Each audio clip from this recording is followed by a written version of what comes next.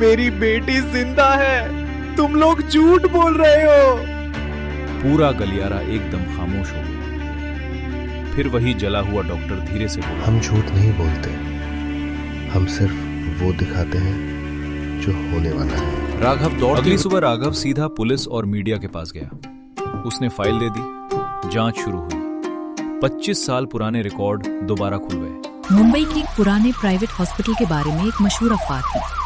लोग कहते थे कि तीसरी मंजिल पर सिर्फ 3 कमरे थे, लेकिन हर रात ठीक 3:33 पर वहां एक चौथा दरवाजा दिखाई देता था, और जो भी उस दरवाजे से अंदर जाता वो कभी वापस नहीं आता था। राघव एक सिक्योरिटी गार्ड अपनी टॉर्च लेकर कॉरिडोर में चल रहा है। ये उसकी नाइट शिफ्ट का तीसरा दिन है। अचानक उसकी नजर दीवार पर पड़ती है।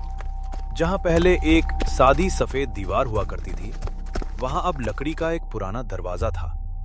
उस पर जंग लगी एक नंबर प्लेट लटकी थी, कमरा 104। असंभव, यहाँ कोई कमरा नहीं होना चाहिए। उसके वॉकी टॉकी पर सिर्फ स्टैटिक की आवाज आती है। तभी एक छोटी बच्ची की आवाज सुनाई देती है, पापा। राघव का चेहरा पीला पड़ जाता है। आवाज बिल्कुल उसकी बेटी अन्या जैसी थी। पापा, मुझे बाहर निकालो। राघव दरवाजे के पास जाता है। वो बस हैंडल को छूने ही वाला होता है कि तभी पीछे से एक बुजुर्ग सफाई कर्मचारी चिल्लाता है, इसे मत खोलना। चौंक कर राघव पीछे मुड़ता है। सफाई कर्मचारी शंभू काका है। उनकी आंखों में साफ डर दिखाई दे रहा है। अगर जिंदा रहना चाहते हो तो ये दरवाजा कभी मत खोलना। राघव फिर से दरवाजे की तरफ देखता है। दरवाजा गायब है, सिर्फ एक सफेद दीवार है। राघव रात का फुटेज चेक करता है। वो कैमरे में दीवार के सामने खड़ा दिखाई देता है, लेकिन वहां कहीं कोई दरवाजा नहीं था। नाइट शिफ्ट हर किसी के साथ खेल खेलती है। राघव कुछ नहीं कहता। जैसे ही वो सीसीटीवी बंद करता है, मॉनिटर 1 सेकंड के लिए गड़बड़ करता है। स्क्रीन पर वही दरवाजा दिखाई देता है और उसके सामने एक छोटी बच्ची। वो सीधे कैमरे की ओर देखकर मुस्कुराती है। अस्पताल की कैंटीन में सुबह के 8 बजे थी। राघव चुपचाप अपनी चाय पी रहा था, लेकिन उसके दिमाग में बस एक ही ख्याल घूम रहा था, आखिर वो क्या था जो मैंने कल रात देखा। तभी शंभू काका आए और उसके सामने बैठ गए। बिना कुछ कहे उन्होंने अपनी जेब से एक पुरानी पीली पड़ चुकी तस्वीर निकाली। तस्वीर में वही अस्पताल दिख रहा था, लेकिन एक फर्क था। तस्वीर में कमरा नंबर 104 साफ दिख रहा था। राघव का गला सूख गया। क्या ये कमरा सच में था? हाँ, 25 साल पहले तीसरी मंजिल पर कमरा नंबर 104 कभी आईसीयू हुआ करता था। एक रात ऑक्सीजन पाइपलाइन में धमाका हो गया। आग इतनी जबरदस्त थी कि कमरे के अंदर मौजूद 11 लोग जलकर मर गए। इस कांड को छिपाने के लिए अस्पताल मैनेजमेंट ने उस कमरे को तुड़वा दिया। उन्होंने उसके ऊपर एक दीवार बना दी। उन्होंने सारे रिकॉर्ड मिटा दिए, लेकिन लोग कहते हैं वो कमरा कभी पूरी तरह गायब नहीं हुआ। वो सिर्फ रात के 3:33 बजे ही दोबारा दिखाई देता है, और हर बार वो अपने साथ किसी न किसी को ले जाता है। राघव बात को हंसी में टालने की कोशिश करता है। काका, ये सब बस कहानियां हैं। अगर ये सिर्फ एक कहानी होती तो मेरा बेटा आज जिंदा होता। राघव एकदम चुप हो जाता है। उसी रात घड़ी में सुबह के 3:31 बजे थे। राघव जानबूझकर तीसरी मंजिल पर जाता है।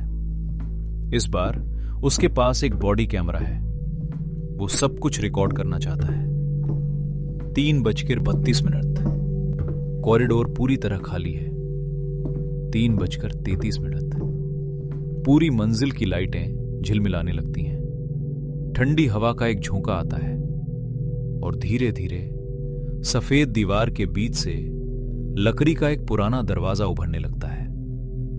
इस बार सिर्फ राघव ही नहीं, बॉडी कैमरा भी उस दरवाजे को रिकॉर्ड कर रहा था। राघव तो के चेहरे पर हल्की सी मुस्कान आ गई। तो मैं पागल नहीं हूं। तभी दरवाजे के पीछे से एक औरत के रोने की आवाज आई। मेरा बेटा, कोई मेरे बेटे को बचाओ। राघव दरवाजे के पास गया। उसने हैंडल पकड़ा और ठीक उसी पल बॉडी कैमरा की स्क्रीन पर एक परछाई दिखी। राघव के पीछे एक नर्स खड़ी थी। उसका आधा चेहरा बुरी तरह जला हुआ था, लेकिन जैसे ही राघव तुरंत पीछे मुड़ा, वहां कोई नहीं था। फिर दरवाजा अपने आप धीरे धीरे खुलने लगा। अंदर सिर्फ घना अंधेरा था और उस अंधेरे में 11 लोगों की परछाइयां एक साथ खड़ी थीं। वे सभी राघव की ओर देख रहे थे। दरवाजा पूरी तरह खुल चुका था। अंदर घरा अंधेरा और हमारे अंधेरे में 11 परछाइयां चुपचाप खड़ी थीं। राघव की उंगली कांप रही थी, लेकिन पूर्व सेना होने की वजह से उसमें हिम्मत नहीं है। उसने बॉडी कैमरा चेक किया, इस पर रिकॉर्डिंग। टॉर्च को मजबूती से पकड़ो और धीरे से एक कदम अंदर रखा। जैसे ही उसने दहलीज पार किया, धड़ाम, दरवाजा उसके पीछे खुद बंद हो गया। राघव ने मशाल जलाई और उसका खून जाम हो गया। यह कोई छोटा कमरा नहीं था, यह पूरा अस्पताल है, लेकिन 25 साल पुराना। दीवारों पर जलने के निशान, पुराने आईसीयू बेड, टूटे रंग के मॉनिटर, जले हुए पर्दे और हवा में जलते प्लास्टिक की बदबू, जैसे आग अभी कुछ देर पहले ही बुझी हो। दूर से किसी बच्चे के रोने की आवाज आ रही थी। पापा। राघव दौड़ पड़ा। उससे लगा शायद अन्या, लेकिन जैसे ही उसने पर्दा हटाया, बिस्तर पर एक 8 साल की लड़की बैठी थी। उसका चेहरा जला हुआ था, लेकिन आंखें बिल्कुल उसकी बेटी जैसी। लड़की धीरे से बोली, तुम बहुत देर से आए। और आगे हाय दोस्त, वो धुआं बनकर गायब हुआ। अचानक बॉडी कैमरा की बैटरी 100% से सीधे 2% पर आ गई। वॉकी टॉकी से आवाज आई, स्टैटिक के बीच, राघव वापस आ जाओ। ये कंट्रोल रूम की आवाज नहीं थी, ये आवाज राघव की अपनी थी, जैसा कोई उसकी आवाज में बोल रहा हो। उसने घबराकर वॉकी बैंड कर दिया। तभी गलियारे के अंत पर एक आदमी दिखा। हॉस्पिटल का डॉक्टर, सफेद कोट, पीठ राघव की तरफ।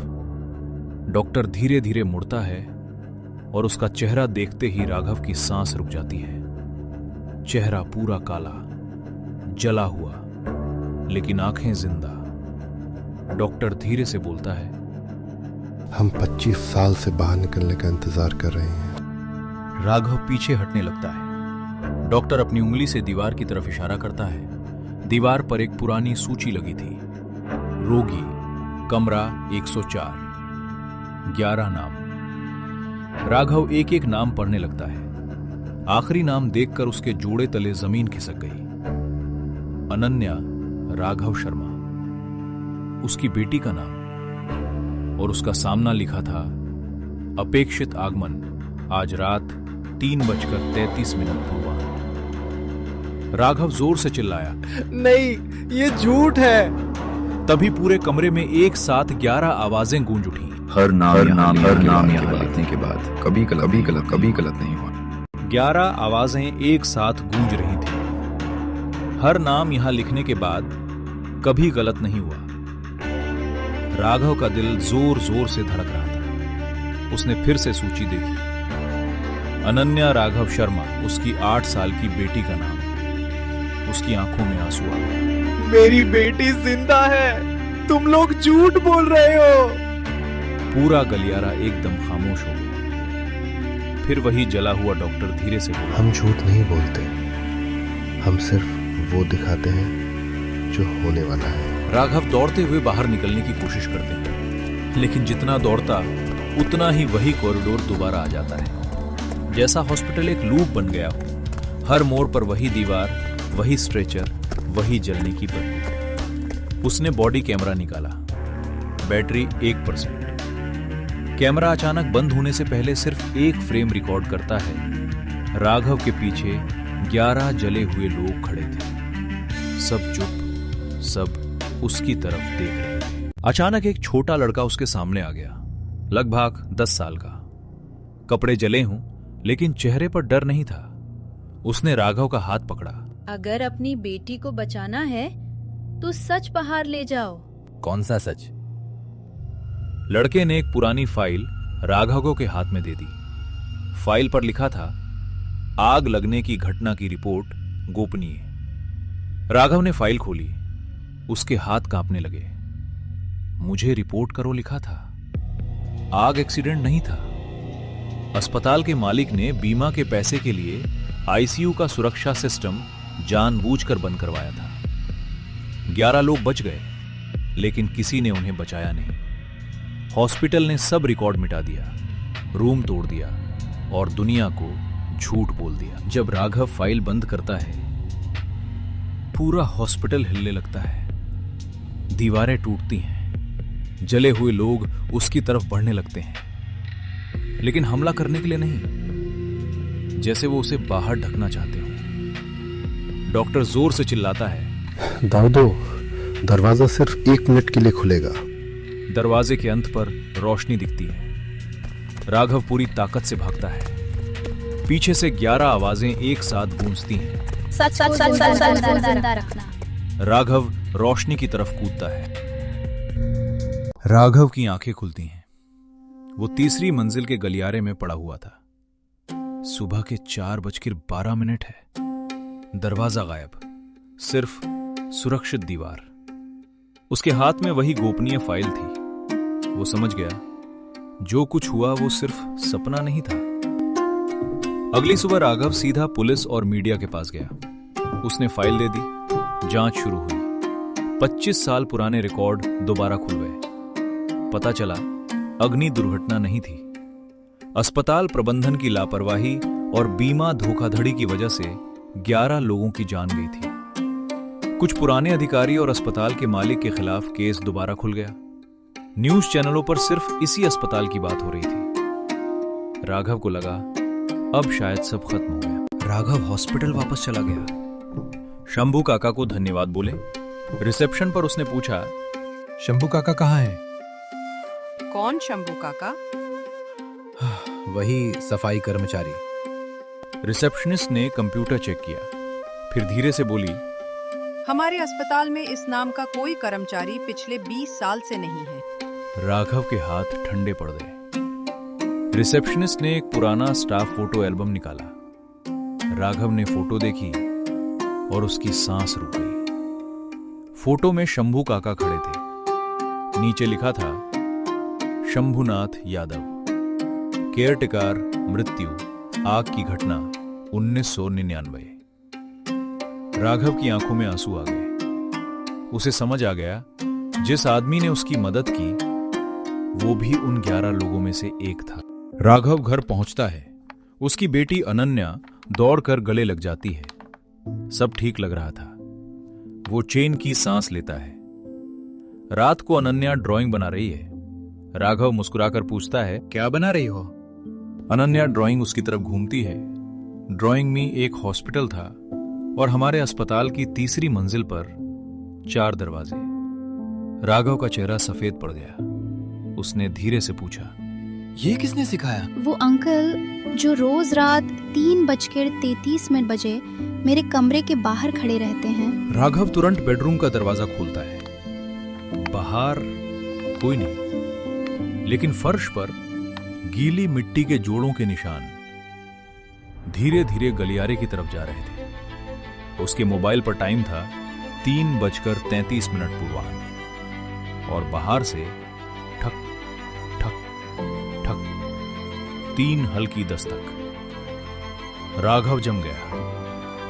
कुछ दरवाजे बंद ही अच्छे होते हैं, क्योंकि हर दरवाजे के पीछे मौत नहीं होती, कभी कभी सच होता है।